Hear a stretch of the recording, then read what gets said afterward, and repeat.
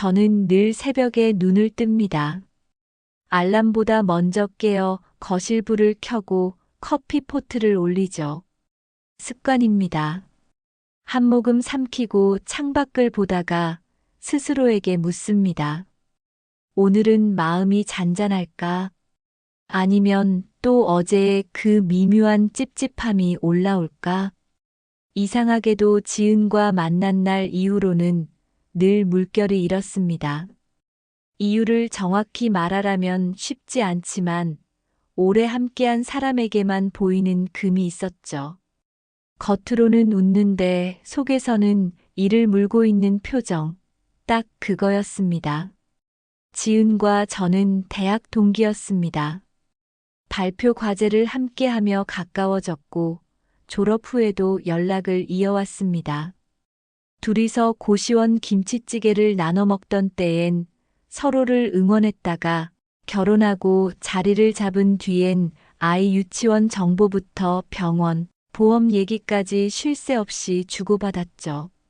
지은은 늘 제 이야기를 먼저 물었습니다. 남편은 어떤지, 집은 어디로 이사 갔는지, 명절은 어디서 보내는지. 관심이라 믿고 싶었지만 말끝에 남는 어딘가의 미세한 가시를 저는 느꼈습니다. 칭찬을 하면서도 비교하는 말투, 축하하면서도 계산하는 눈빛 말입니다. 처음으로 부부 동반 모임을 했던 날이 생각납니다. 봄비가 스민 연두빛 산자락에 캠핑장을 잡았고 석진은 불 피우는 걸 맡았습니다. 지은은 제 옆에 바짝 붙어 자꾸 물었죠. 석진 오빠는 원래 저런가 봐. 불도 잘 피우고 손도 크고. 민경이 넌 복 터졌다. 뭐 그냥 성격이지. 허술한 데도 많아. 허술한 게 어딨어. 남자는 저렇게 듬직한 맛이 있어야 해. 우리 준석 씨는 너무 말이 없어. 그 얘기를 듣던 준석은 미소만 지었습니다. 말수가 적은 사람입니다. 대신 손이 빨랐죠. 넘어가는 텐트폴을 붙잡고 떨어진 고기를 주워 물에 씻어오고 필요하면 자신이 먹을 걸 줄이는 사람이었습니다. 저는 그런 성실함이 편안했습니다. 그런데 지은은 제 말 사이사이에 꼭 석진을 끼워 넣어 비교했죠. 칭찬 같았지만 그 속에 깔린 의도가 자꾸 마음을 긁었습니다. 계절이 한 번 돌고 다시 동반 여행을 갔을 때는 분위기가 더 이상했습니다. 바닷가 펜션에서 저녁을 차리는데 지은이 주방 문턱에 서서 석진을 불렀습니다. 오빠, 칼 좀 빌려줘요. 아니, 오빠가 직접 토마토 좀 썰어줄래요. 내가 할게. 칼 쓰는 건 내가 익숙해. 제가 웃으며 막았지만 지은은 기어이 석진에게 접시를 들려주더군요. 오빠 손이 더 커서 보기 좋아. 민경이 너는 쉬어. 쉬라는 말이 이상하게 들렸습니다. 쉬라는 친절이 아니라 너는 빠져 있으라는 선 그음이었죠. 저는 접시를 다시 받아들며 말했습니다. 내가 할게. 토마토는 나한테 맡겨. 지은이 웃었습니다. 그 웃음이 살짝 굳는 걸 저는 놓치지 않았습니다. 그날 밤 베란다로 나가 바다를 보는데 등 뒤에서 낮은 한숨 소리가 들렸습니다. 문 쪽이었다가 다시 멀어지는 발소리. 그 발소리를 준석이라고 생각했는데 새벽에 들은 소곤거림은 두 사람의 것이 아니었습니다. 베란다 문틈으로 섞여 들어오는 목소리, 제 귀엔 분명히 들렸죠. 오빠, 민경이는 너무 완벽해. 옆에 있으면 나만 초라해져. 그런 소리 하지 마. 너도 충분히. 그 다음은 바람 소리에 묻혔습니다. 저는 문을 열지 않았습니다.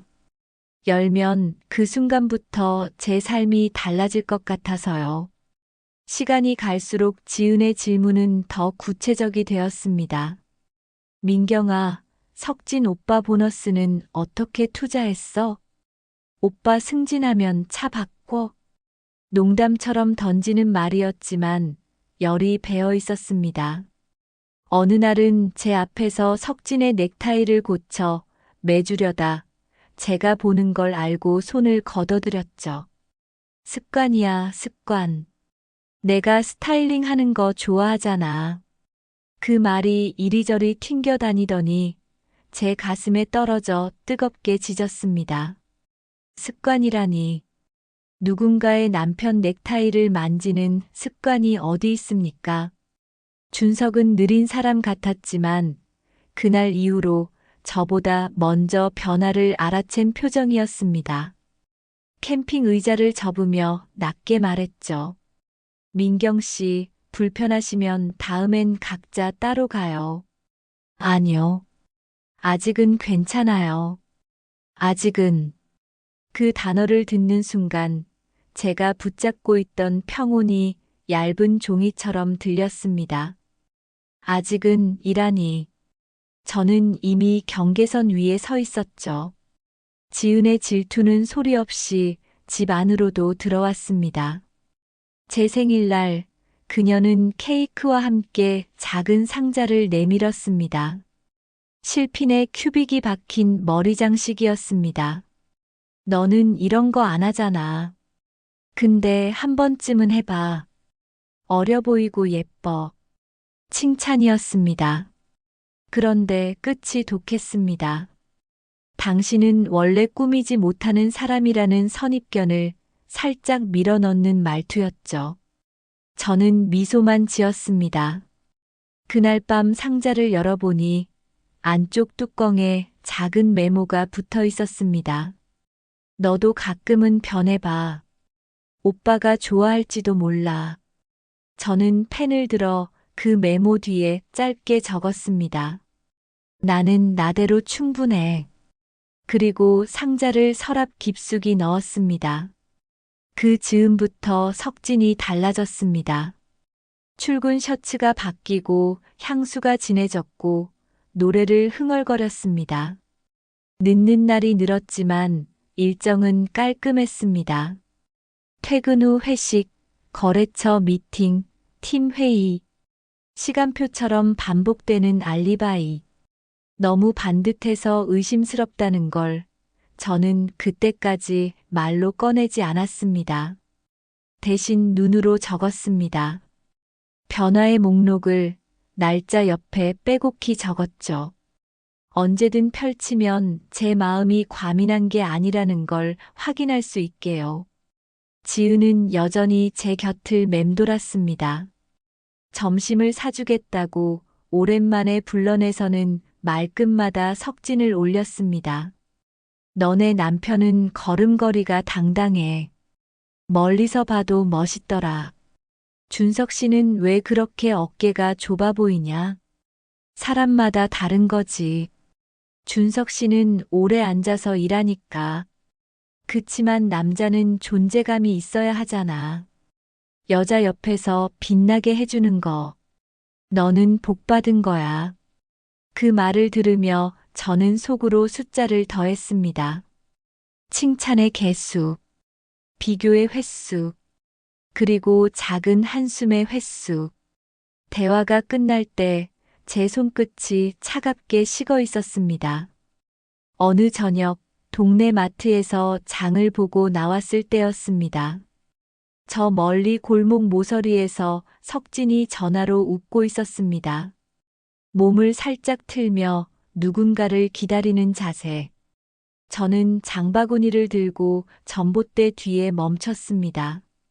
전화를 끊자마자 석진 앞에 검은 코트를 입은 여자가 섰습니다. 머리는 깔끔하게 묶였고 걸음은 망설임이 없었습니다. 저는 그 뒷모습만 보고도 누구인지 알았습니다. 지은. 목을 덮는 그 목도리, 우리 집 거실에서 풀어놓고 가던 그 색이었죠. 그날 밤 저는 아무 말도 하지 않았습니다. 대신 냉장고를 정리하고 빨래를 개고 밥솥을 씻었습니다. 집 안 어딘가 붙어 있을 그들의 기척을 지우듯이요. 손끝이 닳도록 움직이고 나서야 침대에 앉았습니다. 심장이 조용해질 때까지 기다렸죠. 소리는 가라앉았지만 무언가 결정되는 소리를 제 안에서 들었습니다. 질투가 아니라 결심의 소리였습니다. 그 다음 주 부부 동반 저녁 모임에서 저는 평소보다 단정히 꾸몄습니다. 원피스에 허리를 약간 조이고 진주 귀걸이를 골랐습니다. 자리에서 지은이 먼저 말을 걸었습니다. 민경아, 오늘 너무 고급지다. 석진 오빠 눈 돌아가겠어. 아니야. 늘 보던 건데. 제가 웃으며 말하자 지은이 따라 웃었습니다. 그러나 눈빛은 웃지 않았습니다. 식사가 끝나갈 즈음 저는 컵을 내려놓고 지은에게 천천히 물었습니다. 지은아, 너 요즘 바쁘지? 저녁마다. 뭐, 운동도 하고, 동창들 모임도 있고. 그래. 근데 이상해. 바빠진 너와 바빠진 석진의 요일이 너무 닮았어. 테이블 위 공기가 묵직해졌습니다. 준석이 젓가락을 내려놓았습니다. 석진은 물을 급히 마셨죠. 지은은 웃으며 넘겼습니다. 민경아, 우리를 뭘로 보는 거야? 설마 의심해? 의심은 증거가 필요하지만 불길함은 냄새로 알아요. 오래 산 사람은 알죠. 그때 준석이 조용히 말을 보탰습니다. 한 번쯤 각자 일정을 공유해 볼까요? 오늘도 좋고요. 석진이 목청을 가다듬었습니다. 괜한 소리 하지 말자. 민경이 내가 예민해서 그래. 저는 고개를 끄덕였습니다. 그래요. 아마 제가 예민할 거예요. 그날 밤 집으로 돌아와 불을 끄자 거실 시계 초침 소리가 유난히 컸습니다. 저는 조용히 서랍을 열고 얇은 파일을 꺼냈습니다. 5장밖에 안 되는 종이. 그러나 제가 되돌아가지 않기엔 충분한 무게였습니다. 종이를 넘기며 저는 마음속으로 한 줄을 적었습니다. 오래된 질투는 결국 목적지를 찾는다. 지은의 시선이 가리키던 그 목적지에 지금 그녀가 서 있다. 그리고 저는 그 앞에서 물러서지 않을 것이다. 다음번에는 말이 아니라 행동으로 답하겠습니다. 준비는 이미 시작되었으니까요. 저는 사람의 눈빛을 오래 기억하는 편입니다. 딱 1년 전 부부 동반 캠핑에서 처음 걸렸던 그 눈빛도 잊지 않았죠. 밤 공기가 축축했고 모닥불은 사그라들었어요. 저는 커피 주전자를 흔들며 석진에게 컵을 건넸습니다.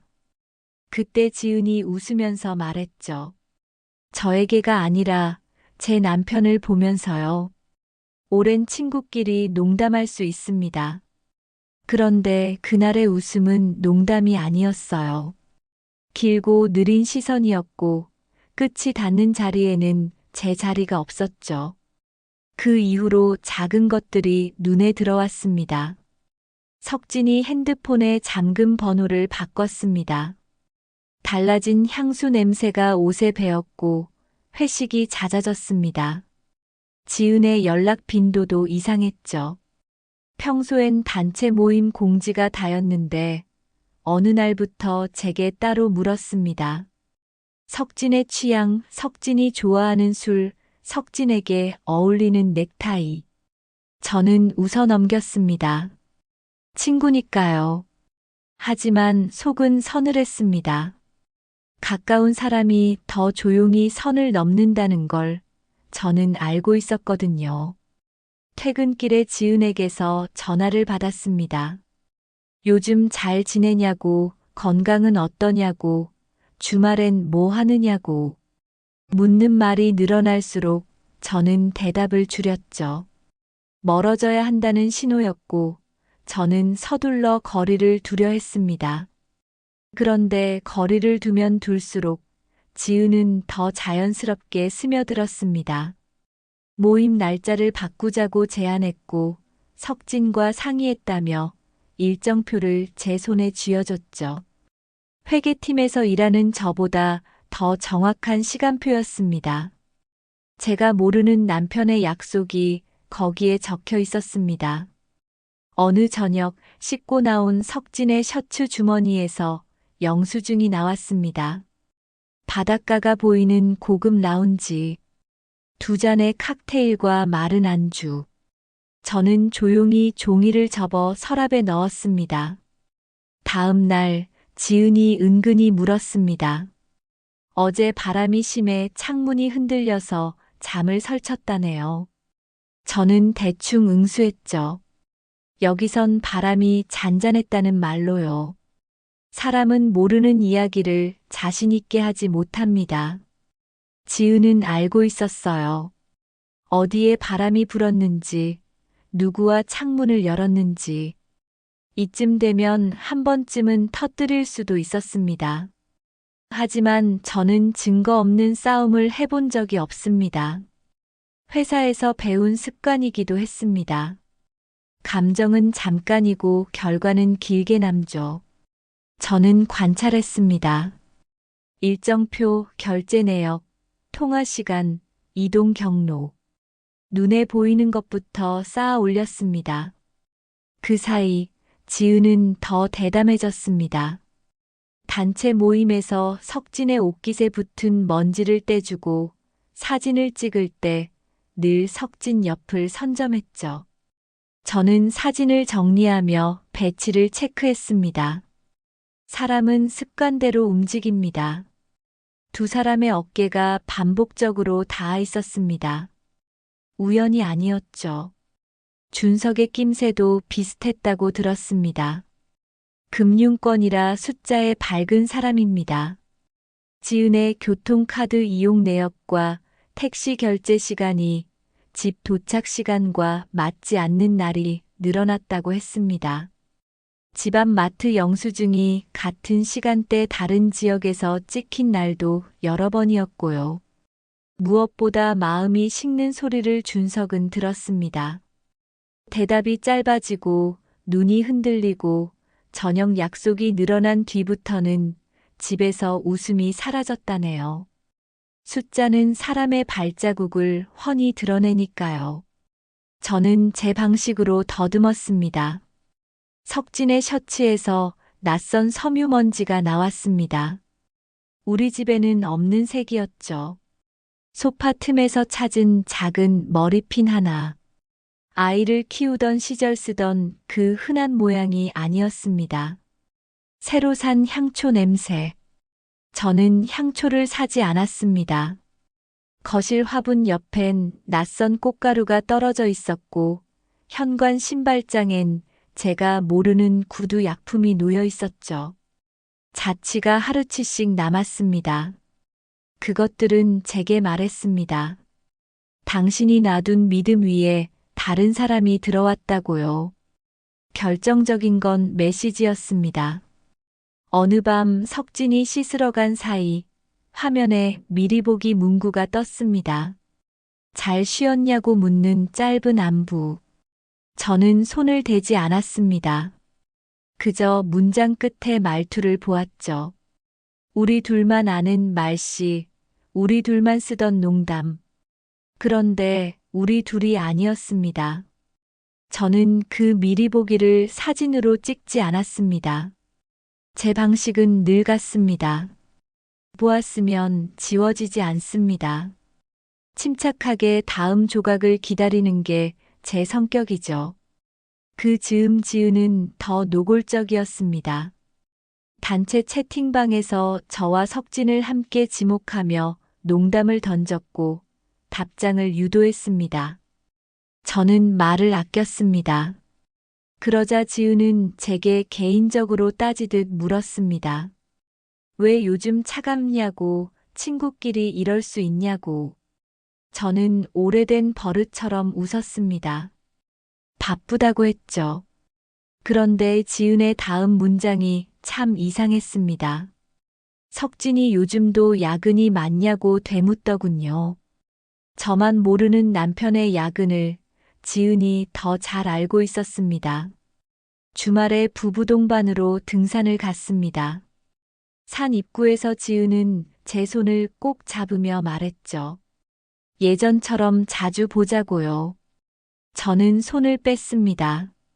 그때 저만 들었을지도 모르는 웃음소리가 귓가에 박혔습니다. 뒤에서 석진이 따라오고 있었고 지은은 먼저 발걸음을 맞췄습니다. 자연스러웠습니다. 너무나 자연스러워서 오히려 부자연스러웠죠.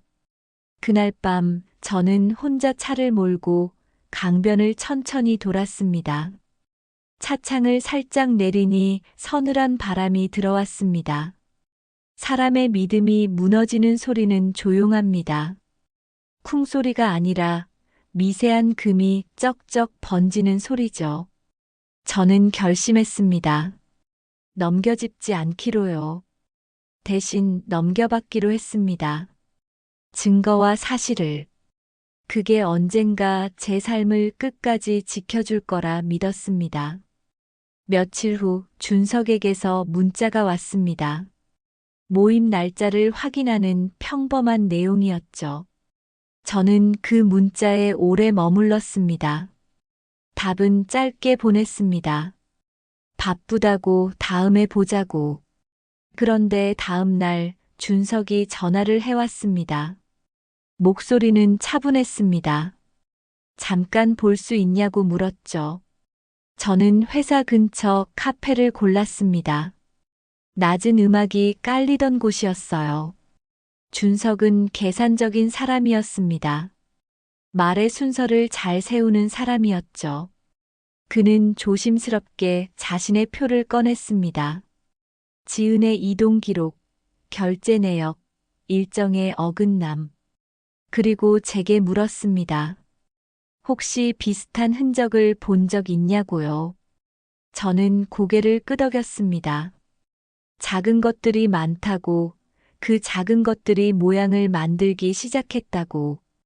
준석은 길게 한숨을 쉬었습니다. 그리고 짧게 덧붙였죠. 이제는 더 기다리기 어렵다고요. 저는 그제야 제 이야기를 펼쳤습니다. 회식이라던 날의 영수증, 낯선 향, 알 수 없는 문장들, 그리고 지은의 질문들. 준석은 가만히 듣기만 했습니다. 고개를 끄덕이는 사이사이 그의 손등에 힘줄이 서는 게 보였죠. 분노는 소리를 지르지 않을 때 더 또렷합니다. 저도 알았습니다. 서로의 집에서 같은 그림자가 자라났다는 걸요. 둘이 동시에 속았다는 결론을 저는 큰 소리로 말하지 않았습니다. 다만 가볍게 고개를 맞댔습니다. 그 동의가 우리에게 필요했으니까요. 카페를 나서기 전 준석이 조용히 말했습니다.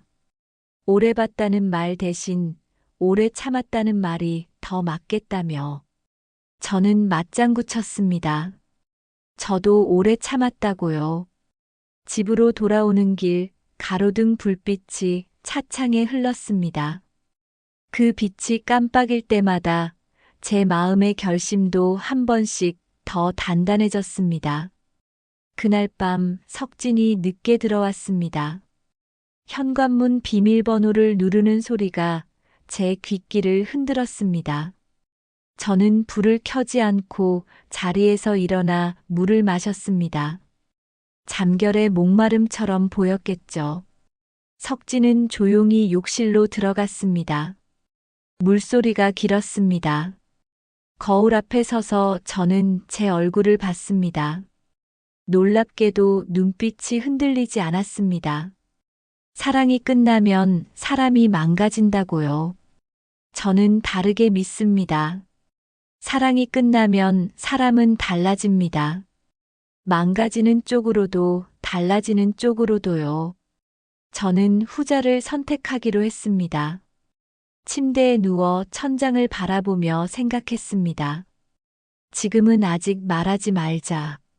아직은 모으자. 아직은 보고 듣고 남기자. 그래야 내 입의 말이 내 등을 찌르지 않겠죠. 저는 장롱 깊숙이 작은 노트를 하나 넣었습니다. 날짜와 시간, 장소와 냄새, 말의 꼬리와 표정의 방향을 적을 노트였습니다. 회사에서 프로젝트 정리하듯 꼼꼼히 제 결혼의 결산을 시작하기로요. 다음 주 모임이 또 있었습니다. 지은은 밝았습니다. 예전보다 더 수다스러웠죠. 석진의 농담에 크게 웃었습니다. 저는 조용히 컵을 내려놓았습니다. 그 순간 지은의 손등이 석진의 손등에 스치고 잠깐 머무르는 걸 봤습니다. 그 짧은 머뭅이 길게 느껴졌습니다. 사람의 배신은 이렇게 진행됩니다. 손끝에서 시작해 눈빛으로 올라가고 결국 마음으로 들어오죠. 저는 컵을 비웠습니다. 속이 쓰렸습니다. 그러나 눈물은 나지 않았습니다. 모임이 끝나고 돌아오는 길 준석에게서 문자가 왔습니다. 저도 봤다고, 이제는 의심이 아니라 사실이라고. 저는 짧게 답했습니다. 네, 알고 있다고요. 그리고 단 한 줄을 덧붙였습니다. 서두르지 말자고요. 서두르지 않으면서도 멈추지도 말자. 그 사이 계획이 태어납니다. 집에 도착하니 석진은 먼저 잠이 들어 있었습니다. 코 고는 소리가 규칙적으로 울렸습니다. 저는 조용히 서랍을 열어 예전에 넣어둔 영수증을 다시 펼쳤습니다. 종이는 구겨지면 펴도 자국이 남습니다. 믿음도 그렇죠. 저는 구겨진 종이를 다시 접었습니다. 그리고 왼손에 쥔 작은 노트를 열었습니다. 오늘의 한 줄을 적었죠. 오늘 두 사람의 웃음이 같았다. 저는 점을 찍었습니다. 점은 나중에 선이 됩니다. 선은 언젠가 칼이 되죠. 저는 그 칼을 함부로 휘두르지 않을 겁니다. 하지만 필요할 때 제대로 쥘 생각입니다. 이렇게 제 결심은 조용히 완성되어 갔습니다. 의심이 길어지면 사람이 흐려진다고들 하지만 저는 달랐습니다. 의심은 저를 또렷하게 만들었습니다. 하나씩 차갑게 끝까지. 저는 준비했습니다. 그리고 마음 한구석에서 무너진 자리로 바람이 드나드는 소리 대신 아주 작은 발자국 소리가 시작되는 걸 들었습니다. 제 발자국이었죠. 제 인생의 새로운 길로 옮겨가는 소리였습니다. 저는 회사에서 늘 기획과 전략을 담당했습니다. 수많은 프로젝트의 시작과 끝을 제가 잡아왔죠. 그런데 이번에는 제 인생이 프로젝트가 되어버렸습니다. 이름하여 결산. 석진과의 결혼 생활에 종지부를 찍고 제 스스로를 구하는 작업이었죠. 준석과 저는 몇 번의 조심스러운 만남을 이어갔습니다. 카페 구석자리, 주차장 안 어두운 곳, 때로는 서로의 집 근처 공원 벤치에서까지. 마주 앉을 때마다 손에는 늘 자료가 있었습니다. 민경 씨, 이게 지은의 카드 사용 내역이에요. 준석은 차갑게 말하며 영수증 묶음을 제게 내밀었습니다. 명품 매장, 호텔 렌터카. 카드 뒷면의 이름은 분명 지은이었지만 그 옆엔 항상 석진이 있었겠죠. 저도 제 몫의 자료를 보여줬습니다. 이건 석진이 휴대폰 캡처예요. 날짜랑 장소가 카드 내역이랑 딱 맞네요. 서류와 메시지를 포개 놓으니 그림이 완성됐습니다. 석진과 지은, 그 두 사람이 짜맞춘 듯이 겹쳐지는 동선. 저는 숨이 막히는 듯 했지만 눈물은 나오지 않았습니다. 이제 감정에 휘둘릴 단계는 지났으니까요. 준석이 낮게 웃었습니다. 이 사람들 부부처럼 다니네요. 우리한테는 평생 거짓말하면서. 저는 차갑게 대꾸했습니다. 그렇군요. 그런데 오늘부턴 다르게 될 거예요. 저희의 만남은 점점 전략 회의처럼 바뀌었습니다. 렌터카 예약 내역, 숙소 체크인 시간, 심지어 두 사람이 타는 배편까지 다 확보했습니다. 정리해 놓은 자료를 보면 마치 저희가 탐정이라도 된 것 같았습니다. 준석이 담배에 불을 붙이며 말했습니다. 민경 씨, 이게 웃긴 게 뭔지 아세요? 지은은 내가 모를 거라고 생각해요. 세상 물정도 모르고 바보처럼 살 거라고 착각하죠. 저는 씁쓸하게 웃었습니다. 석진도 마찬가지예요. 제가 회사 일만 하는 줄 알죠. 근데 전 숫자에 밝은 여자예요. 거짓말 패턴쯤은 읽어낼 수 있죠. 그렇게 저희는 서로의 상처를 확인하면서 동시에 같은 결론에 닿았습니다. 끝장을 봐야 한다는 것. 드디어 날이 다가왔습니다. 대마도로 향하는 배편. 저는 전날 밤 잠을 설쳤습니다. 얇은 커튼 틈으로 새벽 햇살이 들어올 때까지 한 번도 눈을 감지 못했습니다. 하지만 피곤하지 않았습니다. 오히려 모든 신경이 곤두서 있었습니다. 부두에 도착하니 준석이 먼저 와 있었습니다. 검은 점퍼 차림의 그의 표정은 결연했습니다. 저희는 서로를 보며 고개를 끄덕였죠. 그 짧은 눈빛 교환만으로도 충분했습니다. 말이 필요 없는 동지. 배에 오르자 바람이 세차게 불었습니다. 저는 난간에 서서 바다를 바라봤습니다. 짠내와 함께 묘한 긴장감이 가슴을 파고들었습니다. 준석이 다가와 말했습니다. 민경 씨, 혹시라도 그 사람들 앞에서 울면 안 됩니다. 지는 거니까. 저는 고개를 돌려 준석을 똑바로 바라봤습니다. 걱정 마세요. 울 일 없어요. 난 이미 다 식었거든요. 준석의 눈빛이 잠시 흔들리더니 단단해졌습니다. 좋습니다. 오늘은 그 사람들 인생에서 절대 잊지 못할 날이 될 겁니다. 배가 파도를 가르며 앞으로 나아갔습니다.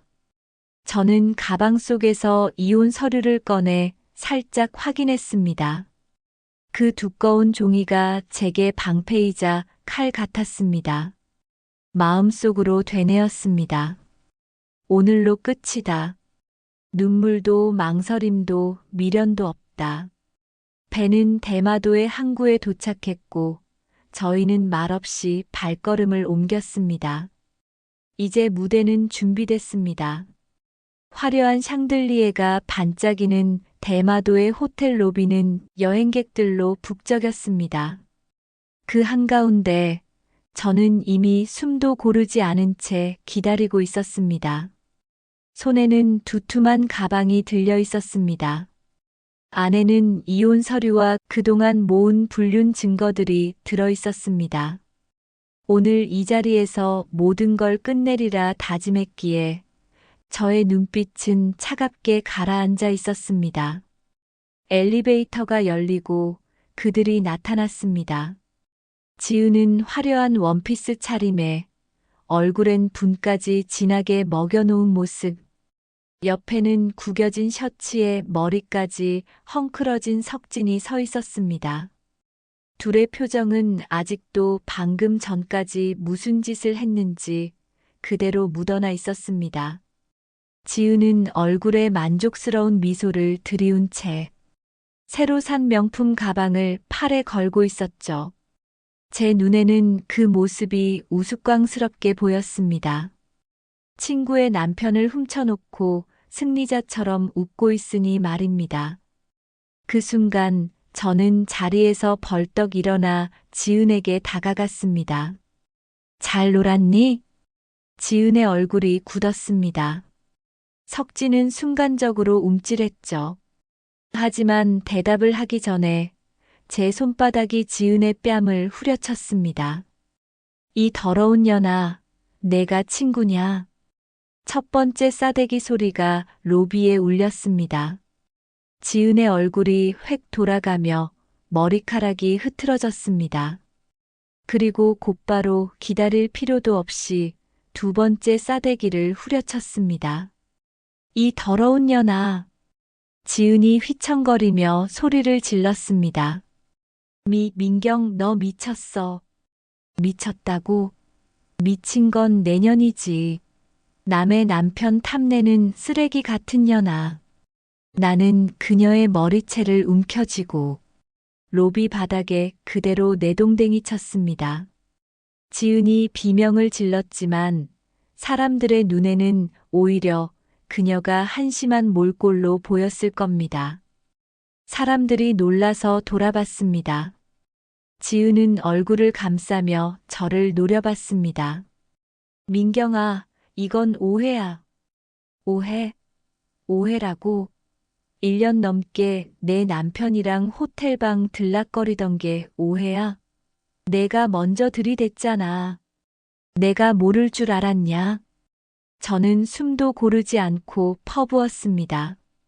지은이 손을 뻗어 내 팔을 붙잡으려 하자 그대로 머리채를 움켜쥐었습니다.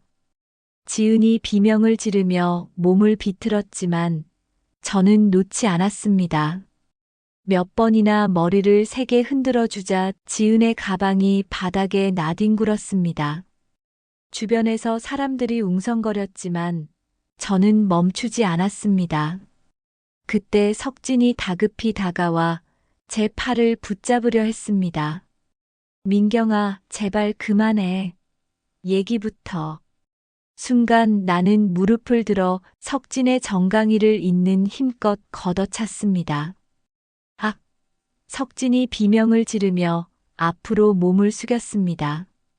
그 순간을 놓치지 않고 저는 준비해온 이혼 서류 봉투를 그의 얼굴에 내던졌습니다.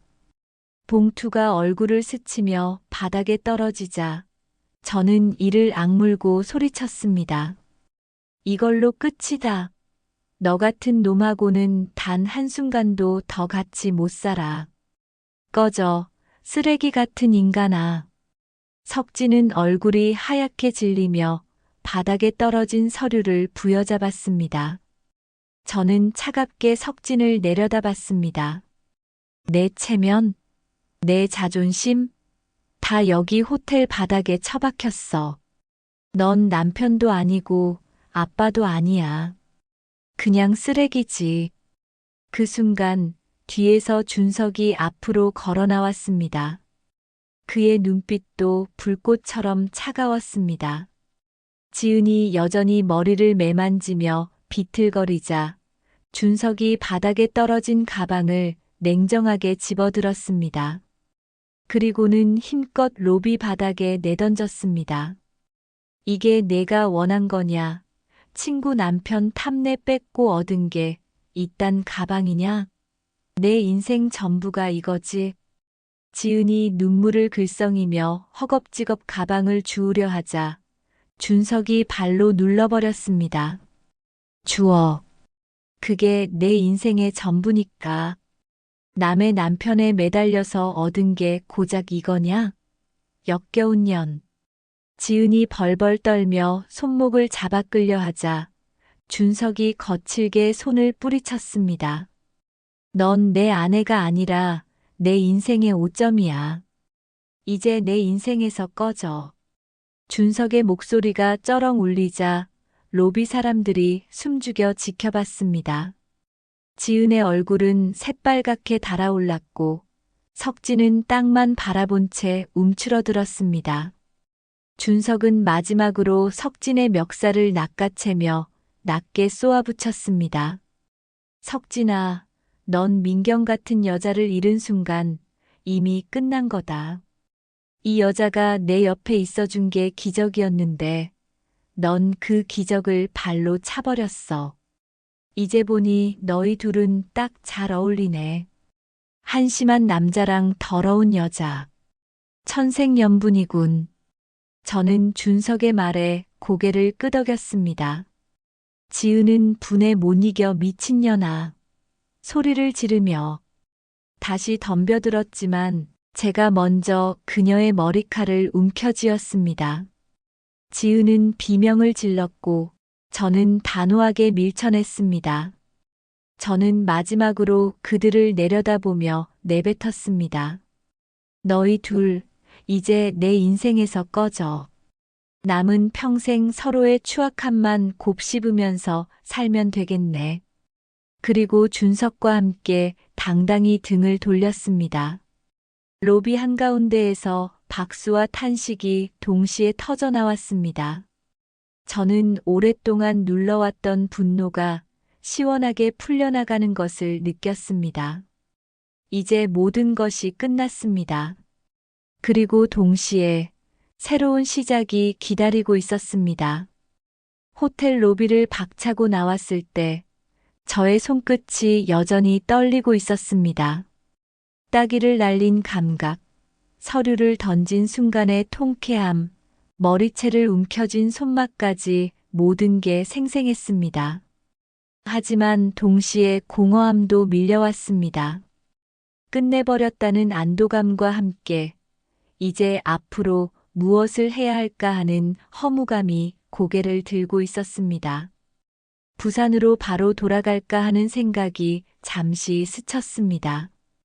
하지만 차 안에서 준석이 담담히 말했습니다.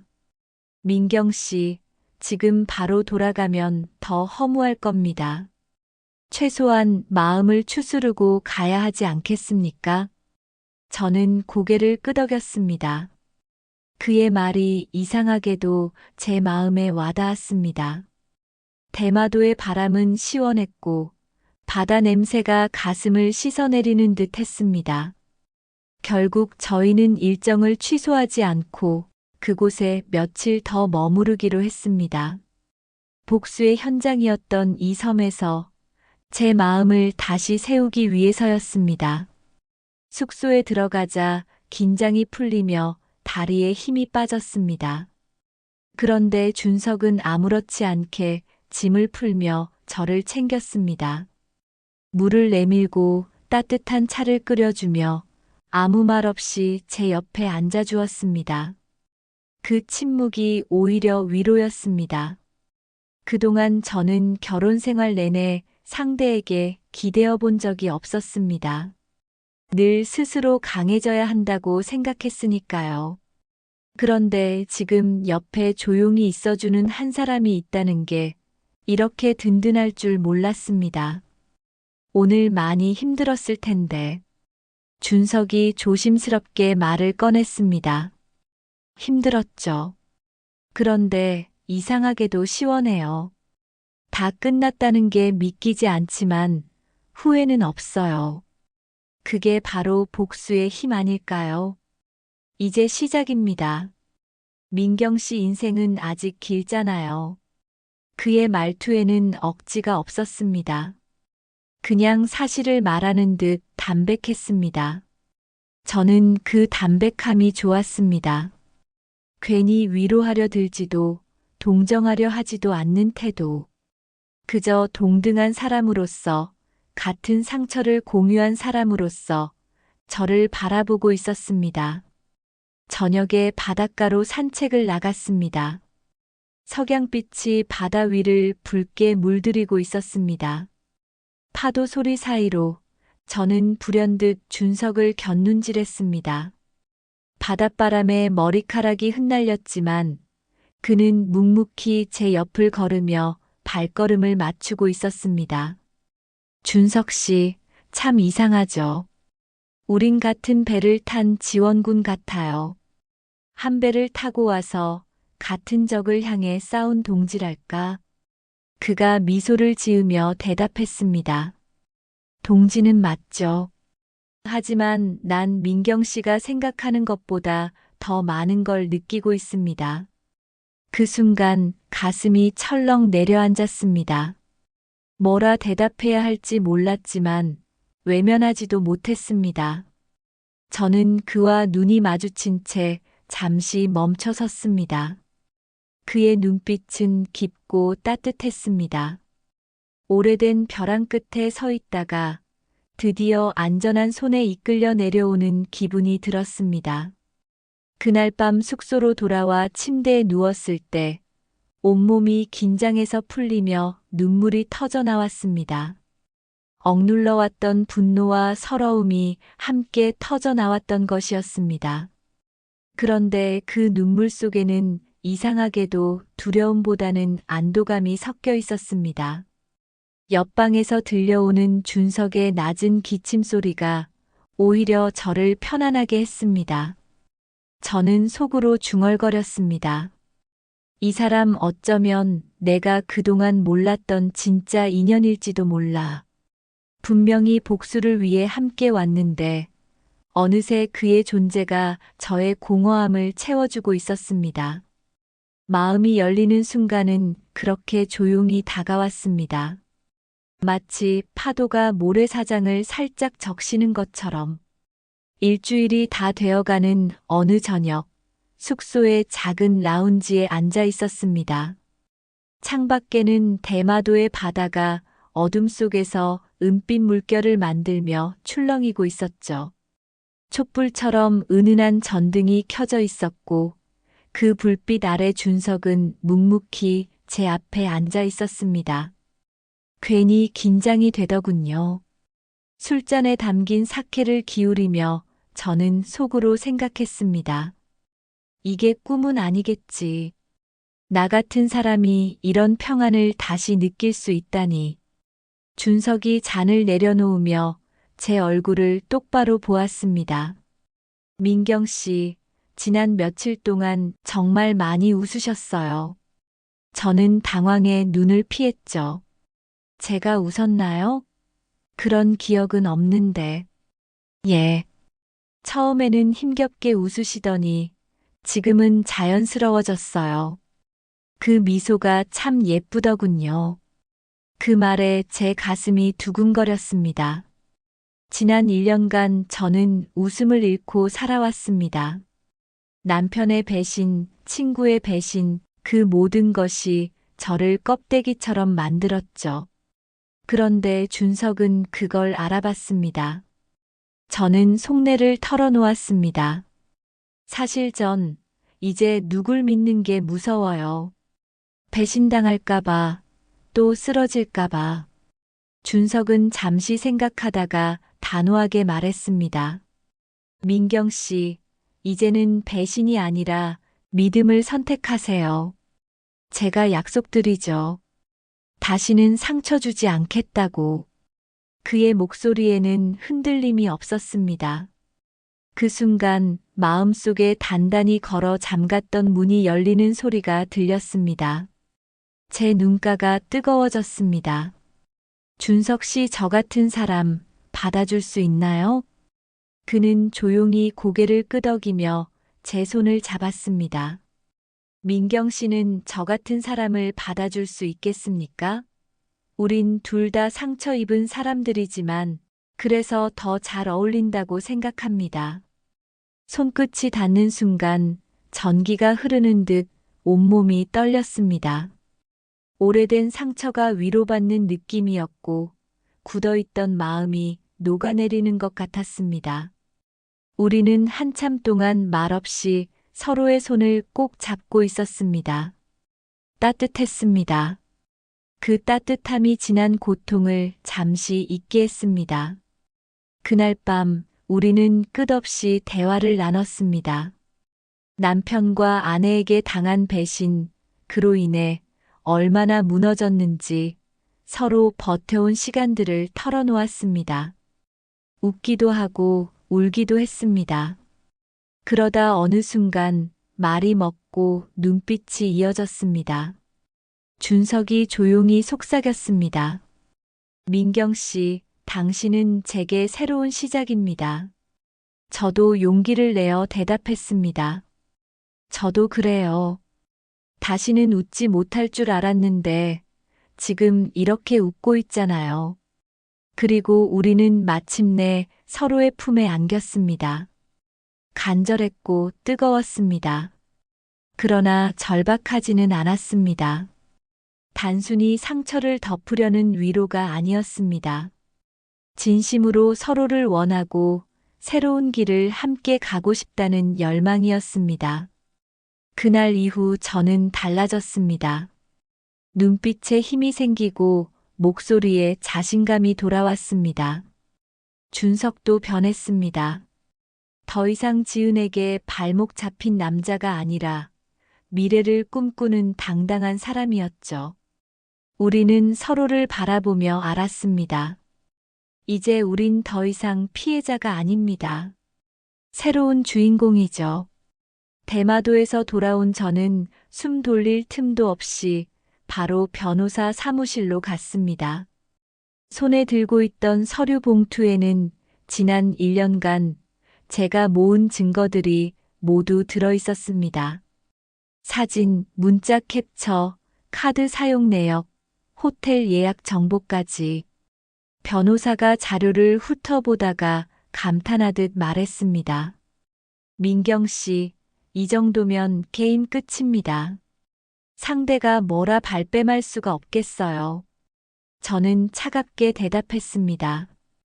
발뺌 못하게 해주세요. 저는 더 이상 그들과 입씨름하고 싶지 않아요. 며칠 지나지 않아 시어머니에게서 전화가 왔습니다. 목소리는 울먹거렸습니다. 민경아, 내가 그럴 수 있니? 석진이가 잘못한 건 맞지만 그래도 한 번만 용서해주면 안 되겠니? 20년을 함께 산 정인데. 저는 웃음조차 나오지 않았습니다. 어머니, 정은 아들이 먼저 팔아넘겼습니다. 저는 그 정 때문에 내 인생까지 망칠 수는 없어요. 그래도 체면이 있잖니. 주변에 소문나면 우리 집안은. 체면이요? 체면 때문에 아들이 남의 여자한테 돈 쓰고 아내를 우롱하는 걸 덮으라는 말씀이세요? 전 그런 집안 체면 따위에 제 남은 인생을 걸 생각 없습니다. 시어머니는 울먹이며 매달렸지만 저는 전화를 차갑게 잘랐습니다. 이젠 제 감정 소비를 더 이상 하고 싶지 않았으니까요. 며칠 후 석진이 친정집 앞에 찾아왔습니다. 지은과 함께였습니다. 둘 다 몰골이 말이 아니었죠. 민경아, 제발 한 번만 기회를 줘. 나 정말 정신 차렸어. 지은도 울상으로 말했습니다. 민경아, 우린 실수였어. 내가 잘못했어. 한순간의 잘못 때문에 이렇게까지 할 필요는 없잖아. 저는 냉소적으로 웃었습니다. 실수? 1년 동안 호텔방 드나든 게 실수야? 1년 내내 내 눈앞에서 나를 속이고 웃었던 게 실수냐? 실수는 한두 번이지. 그건 계획이고 습관이지. 석진이 무릎을 꿇었습니다. 민경아, 우리 가족이잖아. 제발 이혼만은. 저는 가방에서 복사한 이혼 서류를 꺼내 그의 얼굴에 던졌습니다. 서류에 도장이나 찍어. 내가 가족을 배신한 순간 우리는 이미 남이야. 더 이상 내 이름 부르지 마.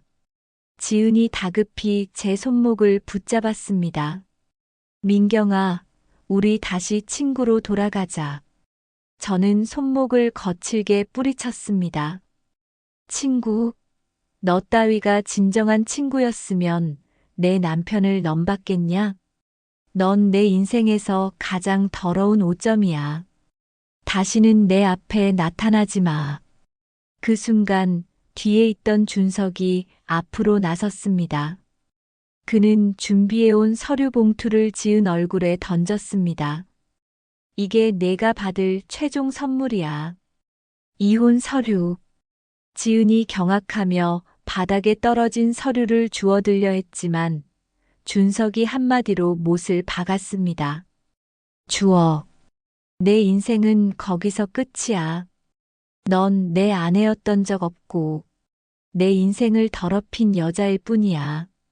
석진은 고개를 떨궜고 지은은 눈물 범벅으로 아무 말도 못했습니다. 석진과 지은은 완전히 무너졌습니다. 저는 마지막으로 차갑게 내뱉었습니다. 잘 만났다, 둘 다. 서로 같은 구덩이에 처박혀 살아. 난 이제 너희를 지켜보며 웃을 거야. 저와 준석은 뒤돌아 걸어 나왔습니다. 그 순간의 해방감, 그 쾌감은 말로 다 표현할 수 없었죠. 그날 제 삶의 지난 장이 끝났습니다. 민경 씨, 끝났습니다. 준석의 목소리에 힘이 실려 있었습니다. 저는 고개를 끄덕였습니다. 그래요. 이제 정말 끝났네요. 석진과 지은 두 사람을 완벽히 정리한 뒤 저는 거울 앞에 섰습니다. 낯설게 웃고 있는 제 모습이 보였죠. 이제는 더 이상 눈치를 보거나 억지로 체면을 유지할 필요가 없는 얼굴이었습니다. 긴 세월 남편 뒷바라지에 제 자신을 잊고 살았는데 드디어 숨통이 트인 기분이었어요. 며칠 동안 저는 일부러 휴대폰을 꺼두고 집 근처 공원 산책을 하며 제 마음을 다스렸습니다. 어머니, 딸아이, 주변 친구들까지 모두 걱정했지만 저는 흔들리지 않았습니다. 제 선택은 후회가 아니었으니까요. 그때 준석에게서 전화가 걸려왔습니다. 민경 씨, 주말에 잠깐 시간 괜찮으세요? 네, 무슨 일이에요? 우리 그냥 조용히 바다나 보러 갈까요? 부산 앞바다도 좋고. 저는 잠시 망설였지만 고개를 끄덕였습니다. 이미 우리는 동지였고 서로의 상처를 누구보다 잘 이해하는 사이였으니까요. 그날 저녁 해운대 바다에 앉아 파도 소리를 듣고 있었습니다. 밤바람이 차가웠지만 마음은 이상하게 따뜻했습니다. 준석이 맥주캔을 내밀며 말했죠. 우리가 참 기구한 인연이죠? 아내와 남편 때문에 만났는데 이렇게 같이 파도 보고 있네요. 저는 씁쓸하게 웃었습니다. 아이러니하죠. 그런데 이상하게도 전 지금 편하네요. 오랜만에 마음이 가벼워요. 민경 씨, 그건 아마 이제부터 시작이라는 뜻일 겁니다. 그날 이후 준석과 저는 조금씩 일상을 함께 했습니다. 주중에는 각자의 일을 했지만 주말이면 영화도 보고 전시회도 다녔죠. 함께 있을 때마다 민경과 준석은 서로에게 기대며 서서히 생기를 되찾아갔습니다. 6개월 휴가를 낸 저는 회사에서도 완전히 손을 뗀 채 오롯이 저 자신을 위한 시간을 보냈습니다. 요가를 배우고 오랫동안 못 갔던 여행지도 갔죠. 그 곁엔 늘 준석이 있었습니다. 하지만 마음 한켠에는 두려움도 있었습니다. 준석 씨, 우리 너무 빨리 가까워지는 건 아닐까요? 그는 고개를 저으며 제 손을 잡았습니다. 민경 씨, 우리 둘 다 너무 오래 참고 살았잖아요. 이제라도 웃을 수 있다면 그게 죄일까요? 전 그렇게 생각하지 않아요. 그 말에 저는 처음으로 눈물이 흘렀습니다. 억눌러왔던 감정들이 터져나왔죠. 그리고 마침내 계획했던 크루즈 여행을 떠나기로 했습니다. 원래 석진과 가기로 했던 일정이었지만 이제는 제 인생에서 가장 소중한 사람과 함께였죠. 부산항에서 출발하는 크루즈는 화려했습니다. 갑판 위에서 바다 냄새를 맡으며 저는 속으로 생각했습니다. 이제 진짜 끝났구나. 그리고 새로 시작하는구나. 준석이 제 옆에서 말했습니다. 민경 씨, 드디어 자유네요. 저는 웃으며 대답했습니다. 자유, 그리고 새로운 시작이죠. 이제 두렵지 않아요. 배는 천천히 수평선을 향해 나아갔습니다. 바람은 세차게 불었지만 제 마음은 고요했습니다. 저는 속으로 다짐했습니다. 인생은 버려야 할 걸 버릴 때 비로소 다시 시작된다. 난 지금 내 인생의 이 막을 연다. 그 순간 제 얼굴에는 진짜 미소가 번졌습니다. 억지로 웃는 것이 아닌 진짜 행복한 웃음이었죠.